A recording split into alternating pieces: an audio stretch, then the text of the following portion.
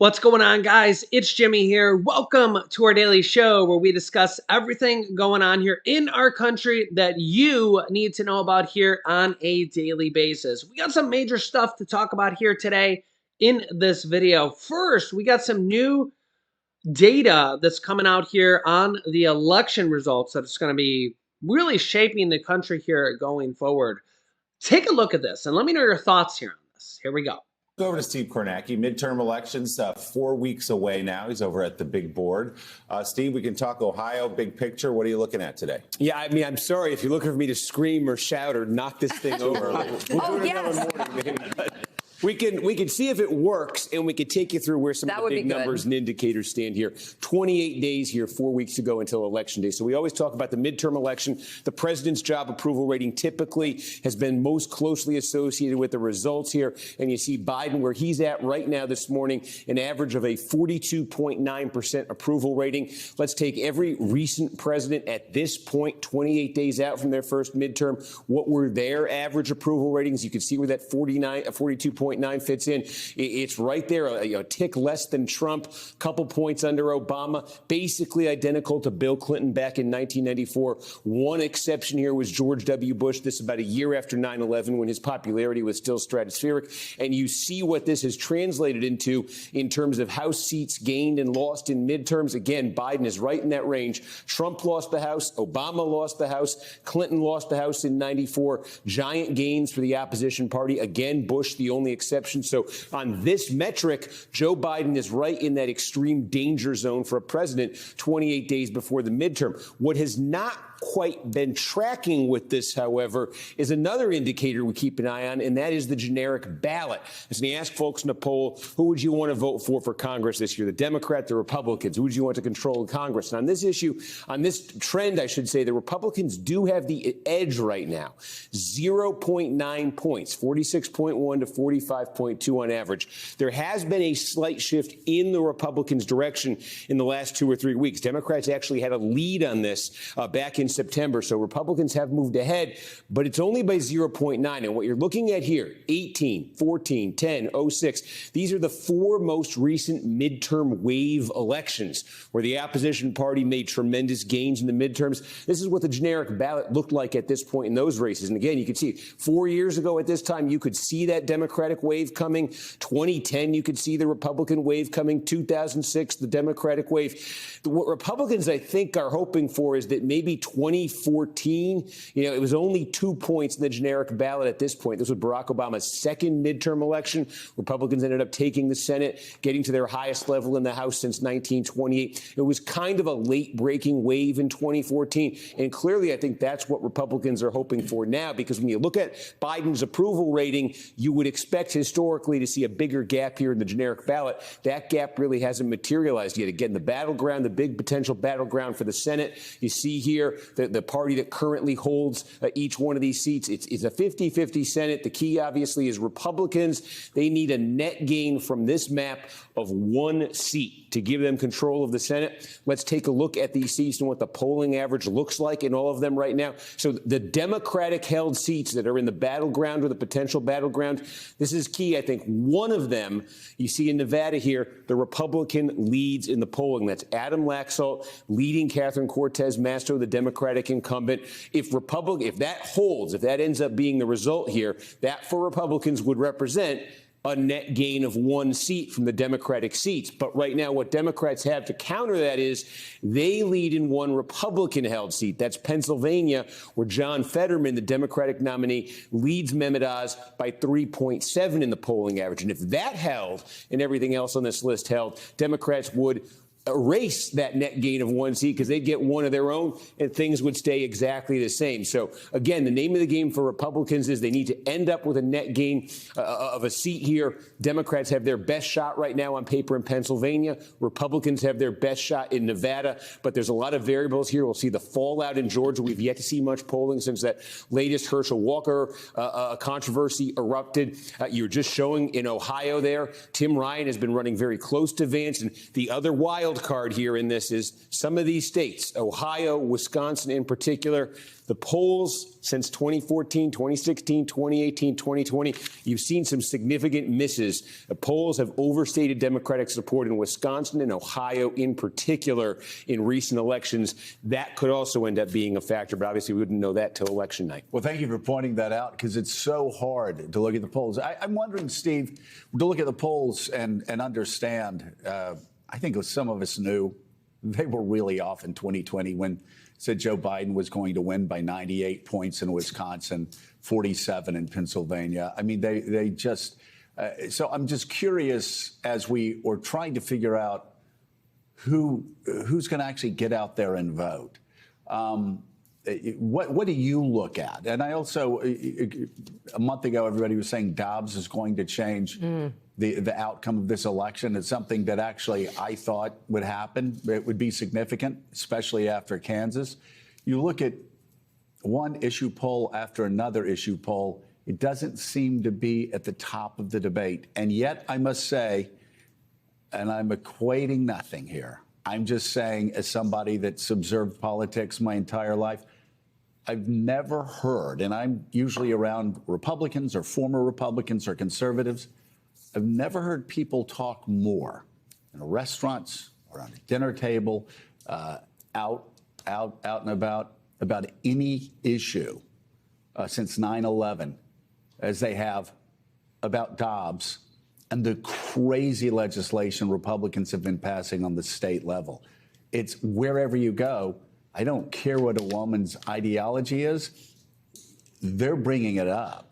Lifelong Republicans are bringing it. And I'm just curious. And their husbands and their dads. And their husbands and dads. And you go down the list. So I'm just curious, how, right now, what's your thought about how that's going to play into this election, how that's going to change the people that actually get out and vote this time? Yeah, I think it did have a bit of an energizing effect on Democratic voters when that decision came down this summer. Because when I was showing you that generic ballot, we can go back to that screen, in fact, when that Dobbs decision came down, I think it was June 24th, Republicans led on the generic ballot by several points. By the end of it, you could actually just look at the trend line on this, and there was an uptick in Democratic support over the course of the summer that led the Democrats, around Labor Day into September, actually leading on the generic ballot. And I think there were probably a couple of factors that were involved there, but I do think the Dobbs decision was one of them. That said, when you look at our most recent NBC poll here and you ask folks, what is the single most important issue that's going to drive your vote in this year's midterm elections, a combined 34% cite either jobs in the economy or inflation. And you combine those two, that's the biggest single number you're going to get. And on that question, the Republicans have a nearly 30-point advantage over the Democrats. It's 8% in our most recent poll who cite abortion as the number one issue in their midterm vote. Democrats have a comparable advantage within that 8% over Democrats, but 34 versus 8. That's economy and inflation. That's where abortion is. In between, by the way, you have this question, this topic that we haven't polled in the past, but that pops up now, threats to democracy. That actually clocks in at 20%. That breaks heavily Democratic, and I think that gets to the Democrats. Besides abortion, the other thing Democrats are counting on in this election is the unusual prominence of an unusually polarizing former president in a midterm after that president's left office, the Donald Trump factor. Republicans are hoping that there's a certain voter out there that maybe isn't wild about Biden, isn't wild about the Democrats, isn't nuts about how the last 2 years went, but ultimately is going to look at that Republican Party, still see Donald Trump and not want to vote for it. Yeah, so I personally think this is going to be the largest midterm election vote ever. And the real question here is not going to be the people who are Republicans and always vote Republican, or people who are Democrat and always vote Democrat. Those people the people that are Republicans and hate Biden, or the people that are Democrat and hate Trump, those people are going to vote the way they're always going to vote. Okay, so that's just, it is what it is, right? So if you're a lifelong Republican and you always vote Republican, or if you're a lifelong Democrat, you always vote Democrat, you already know how you're going to vote, right? You're going to vote Democrat all the way down the list, or Republican all the way down the list. You already know how you're going to vote, okay? Your vote's already locked in, secure. Nothing's going to change your mind. Okay. But there are some people who are more towards the middle, or maybe some people who maybe the economy changed their mind, or maybe the Dobbs decision, or maybe the Roe v. Wade decision, which are really the same kind of thing.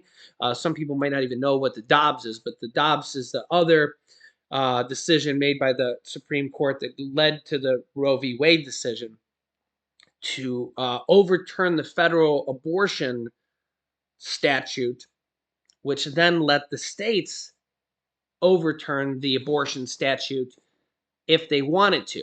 Okay. Um, some states let them vote on the state level, like Kansas, which is actually a typically Republican state. And when the went to the people, Kansas said, no, we still want to keep it legal, which was actually surprising to a lot of people. But a lot of women showed up and said, no, we don't want to have the government decide for us. We want to have our own choice to vote. Or well, they voted in their in their vote, and said we don't want to have the government regulate our bodies. So I know there's a lot of people on both sides of this, but that's what Kansas voters decided. I think there's some other states that are putting it on the ballot here this election. So that'll be interesting to see what happens here. But we have seen large swaths of women sign up to vote here for this election, whether they're pro-choice or pro-life. Because again, they really could be on either side here. But a lot of women have signed up to vote for this election because a lot of women take this personally, and rightfully so, because a lot of women just feel that they've had their rights taken away from them by the Supreme Court and by the states, saying, why aren't they making this decision for us? So they're signing up to vote, and to vote one way or the other. Some people might be voting pro-choice, saying, hey, I should be able to make this choice, not the government. Some people are signing up to vote pro-life as well, saying that I want to vote for the baby's life. And honestly, I honestly get both. I have my own kind of personal views on this.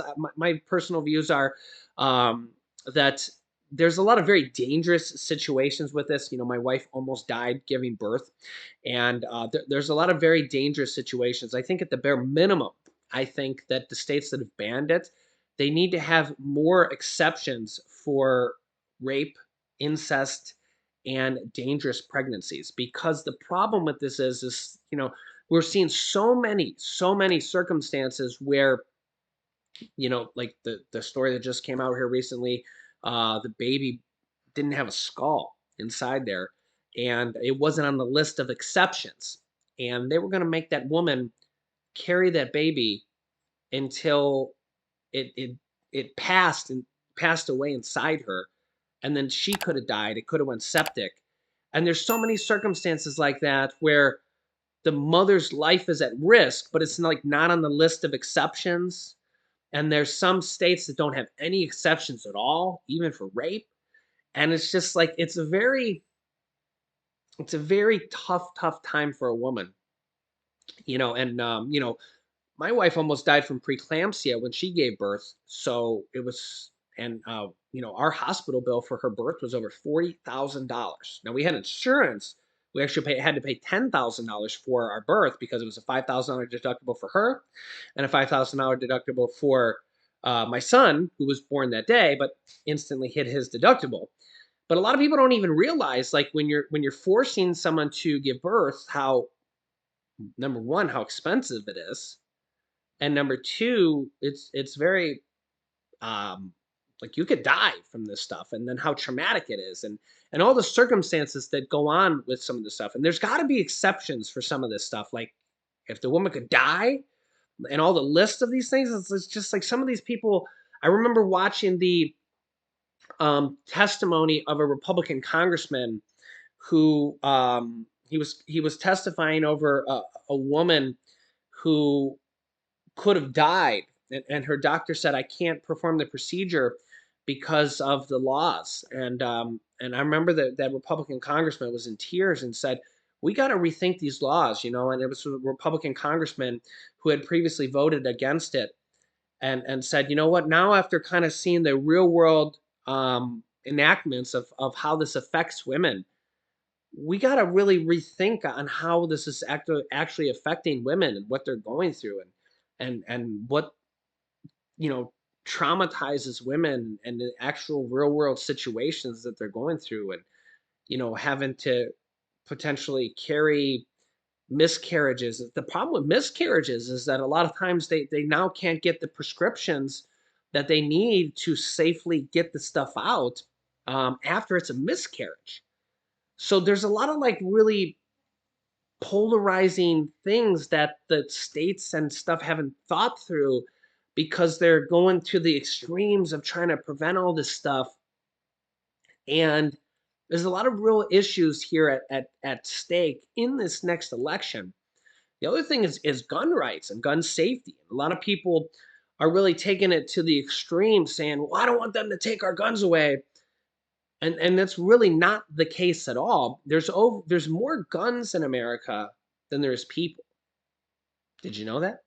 There's more guns in America than there's people, and they're really just kind of looking to shore up a little bit of the safety in schools, and the safety. Like for example, they tried to pass a law that said prevent the sale of AKs and assault rifles.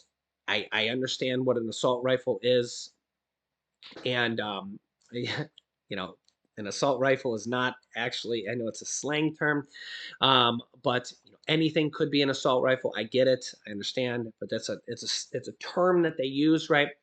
It's not a handgun, but nonetheless, is that they're trying to reenact a previous ban on just the new sales of them, not anybody who already has them, just the sale of new ones. Because if you look at what's going on here, a lot of these mass shootings, people just go and buy them. It's actually easier to buy one than it is to go and find a assault rifle um, at a local, or try to find one on the street. Go try to find an assault rifle on the street. I mean, maybe a handgun or something, not an assault rifle. It's easier to go buy one. They're easy to buy. Just walk in there and slap some money down. You got it. But the problem is that there's not enough votes in Congress.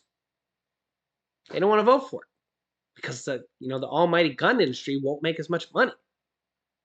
And a lot of people fear that they're going to have their guns taken away, which is not at all what anybody's proposing. They can't even ban the sale of new assault rifles. So and meanwhile, look at what's happening here in our country. Over and over and over, there's more guns in America than there is people. Just kind of let that sink in for a little bit. And this is kind of what happens here. You look at large, massive industries. You look at like the NRA. You look at the oil industry. You look at the pharmaceutical industry. You look at these big, massive conglomerates, and this is kind of what they do. They have lobbyists, and they pump millions and millions of dollars into this stuff, and they just kind of and they pay politicians. The NRA just literally pays politicians. You can look it up, and they just kind of get their way year after year after year after year. And who gets harmed? The regular people. Regular people. And I mean, they passed a little bit of legislation here this year, but it really is not. It's not going to do much. Not going to do much. So, I mean, I personally think at the bare minimum, we need to have police officers at every single school.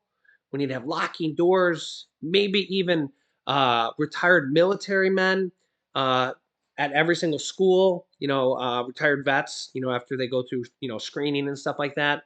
I think police officers would be the best case. They're already on duty. At least one police officer at every single school. You got elementary schools, middle schools, high schools. So you're looking at 3, 4 different guys per city, maybe more. But this is the type of stuff that Congress could pass and give them funding.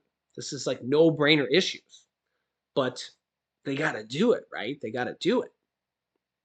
These are the type of things that our country's going through right now. These are the type of issues that are like very, very important issues that are on the block right now. You know, the economy, inflation, abortion, gun rights, and a potential nuclear war. If you've seen my previous video, literally was the first thing President Biden just talked about in his interview, a potential nuclear war from Russian President Vladimir Putin. I mean, it was literally the first thing he was asked about. So I'll link you to that video if you didn't see it, but this is like a serious, serious stuff here. And we could wake up one morning with him, Putin, dropping a nuke. I mean, this is literally serious stuff. I mean, we go back from the Cuban Missile Crisis and World War II.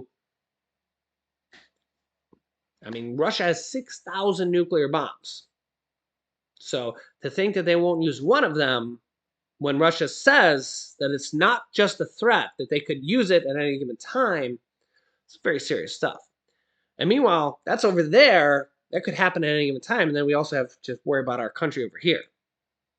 So let me know your thoughts here.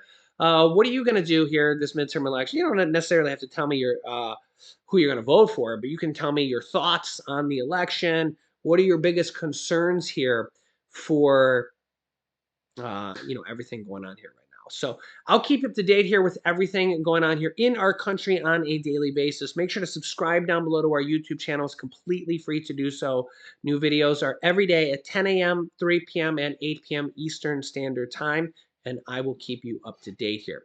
You can click here to see that newest video with the interview of President Biden and talking about nuclear war. And here is my newest video with checks going out to millions of Americans that you might not even know about. So click on one of those videos next. Thanks for watching, guys, and I'll see you in the next video.